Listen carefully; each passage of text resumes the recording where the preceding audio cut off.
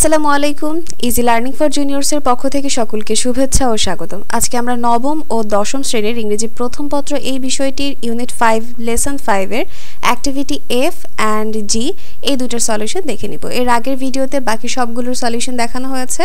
আজকের ভিডিওতে আমরা এই দুইটার সলিউশন দেখে নিব। ভিডিও শুরু করার পূর্বেই তোমাদেরকে জানাচ্ছি, তোমরা যদি আমার চ্যানেলে নতুন হয়ে থাকো তাহলে অবশ্যই চ্যানেলটিকে সাবস্ক্রাইব করে দিবে। তাহলে চলো আমরা আমাদের পড়ায় চলে যাই। আমাদের অ্যাক্টিভিটি এফ এ রয়েছে discuss in groups and right answers to this questions. তোমাদেরকে দলগতভাবে আলোচনা করতে বলেছে এবং এই সকল প্রশ্নের উত্তরগুলো দিতে বলেছে।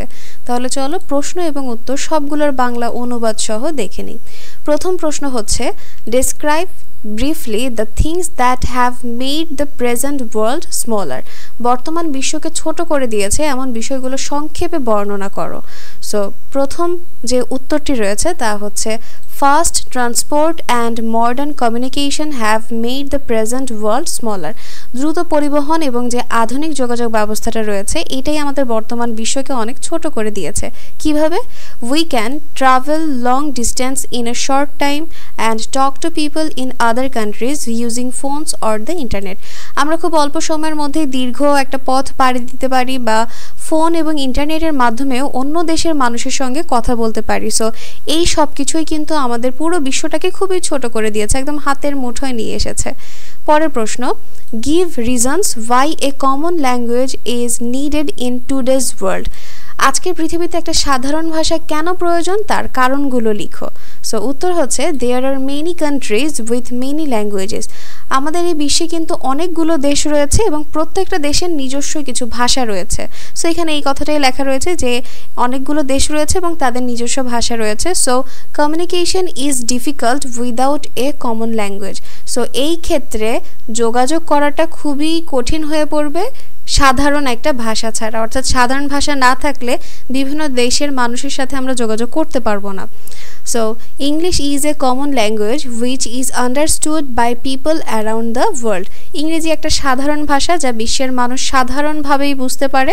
It helps us talk, trade and work with people from different countries. এটা আমাদের বিভিন্ন দেশের মানুষের সঙ্গে কথা বলতে, ব্যবসা করতে এবং কাজ করতেও সাহায্য করে। ওকে, পরের প্রশ্ন, why is English needed all the more in Bangladesh. বাংলাদেশে ইংরেজি আরও বেশি কেন প্রয়োজন? Bangladesh is a small country with a large population and high unemployment. Bangladesh একটা ছোট্ট দেশ কিন্তু জনসংখ্যাও বেশি এবং বেকারত্বও অনেক বেশি। If we know English well, আমরা যদি ভালো করে ইংরেজি জানি, we can get better jobs both in the country and abroad. আমরা আমাদের দেশে এবং বিদেশে উভয় জায়গাতে ভালো চাকরি পেতে পারি। English gives us more opportunities in education and career. ইংরেজি আমাদের শিক্ষা এবং ক্যারিয়ারে বেশি সুযোগ এনে দিতে পারে। How can our youths become a skilled workforce? কিভাবে আমাদের যুব সমাজ একটা দক্ষ শ্রমশক্তিতে পরিণত হতে পারে? সো এর উত্তরটা হচ্ছে our youths can become skilled by learning English and using it in real life situations. আমাদের যুব সমাজ ইংরেজি শিখে এবং বাস্তব জীবনে তা ব্যবহার করেই দক্ষ হতে পারে। They should learn to speak and write English for communication at personal, social and international levels. তাদের উচিত ব্যক্তিগত, সামাজিক এবং আন্তর্জাতিক পর্যায়ে যোগাযোগের জন্য ইংরেজিতে কথা বলা, লেখা এবং শেখা। They can use textbooks, TV, radio, internet and classroom activities to improve their English. তারা তাদের পাঠ্য বই, টিভি, রেডিও, ইন্টারনেট, ক্লাসরুম কার্যক্রম ব্যবহার করেও কিন্তু ইংরেজিতে দক্ষ হতে পারে। সো আমাদের অ্যাক্টিভিটি এফ শেষ। 4টা প্রশ্ন ছিল, 4টা প্রশ্নের উত্তরে তোমাদেরকে দেখিয়ে দিলাম। এরপর রয়েছে একটা প্রজেক্ট ওয়ার্ক। প্রজেক্ট ওয়ার্কে কি রয়েছে যে find out how many people in your village or locality can speak or write English for communication. তুমি এটা খুঁজে বের করো যে তোমার এলাকা বা তোমার গ্রামের মধ্যে কতজন মানুষ ইংরেজিতে যোগাযোগ করতে পারে বা ইংরেজিতে কথা বলে বা লিখে যোগাযোগ করতে পারে। State their age, education and profession, এবং সেই সাথে তাদের বয়স, শিক্ষা এবং পেশাটাও তুমি তুলে ধরবে। তাহলে চলো আমরা এই প্রজেক্ট ওয়ার্কের উত্তরটা দেখে নিই। আমাদের এখানে প্রথমে লেখা রয়েছে যে the total population of our village is about 2000.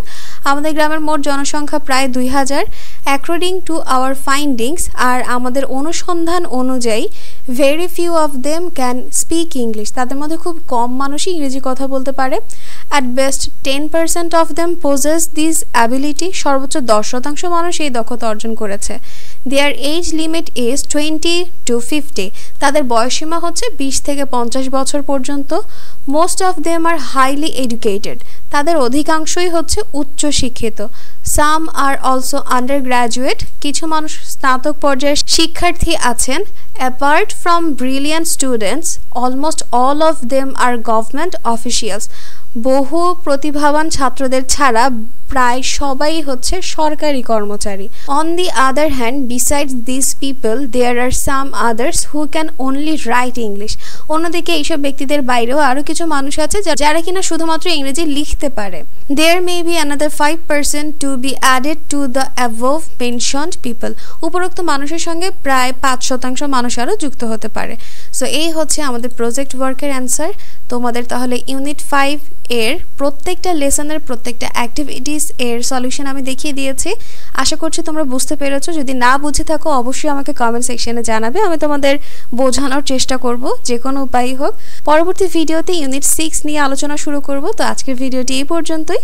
Video যদি তোমাদের কাছে ভালো লেগে থাকে তাহলে অবশ্যই সাবস্ক্রাইব করে দিবে এবং পাশে থাকা বেল আইকন বাটনটি প্রেস করে দিবে। তো আজকে এই পর্যন্তই, আল্লাহ হাফেজ।